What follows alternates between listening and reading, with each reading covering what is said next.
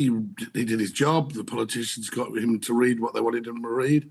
I agree with what was just said there. I mean, it was very short term, but he looked quite grumpy. He had a slip up in the middle of the speech as well, which the Queen didn't really used to do. But he looked quite miserable. I thought the actual pomp and pageantry that the BBC makes so much of was done very well. It was all well rehearsed.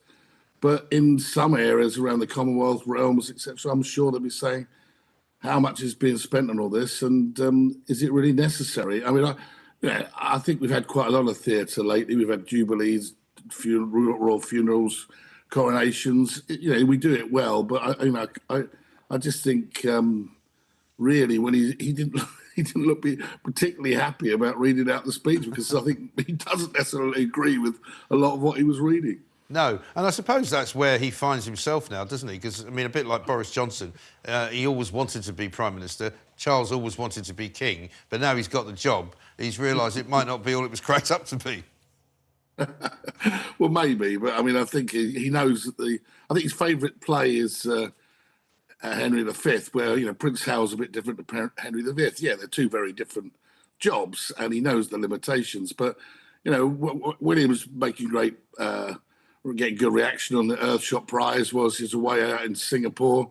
And I think that the King, he knows he's got a job to do.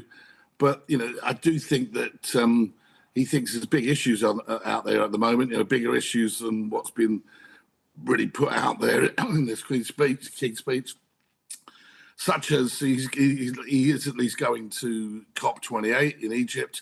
And he's going to have, it's going to be quite an important move for him there when he's going to be making a more powerful speech. So maybe he's had a few good speeches lately that he's made, and maybe Rishi's was a little bit underwhelming. Yeah, but that is the problem, isn't it? I mean, David, in terms of Rishi Sunak's style, a lot of people were saying today that this is kind of the culmination of his managerial kind of year in charge, where not very much has happened.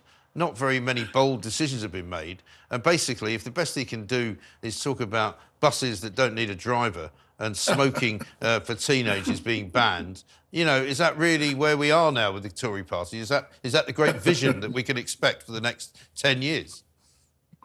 Well, there was nothing there to kind of get Conservative voters to run to the barricades again and say, I forgive everything. I forgive ousting of Boris. Let's go and vote for the Conservative Party again.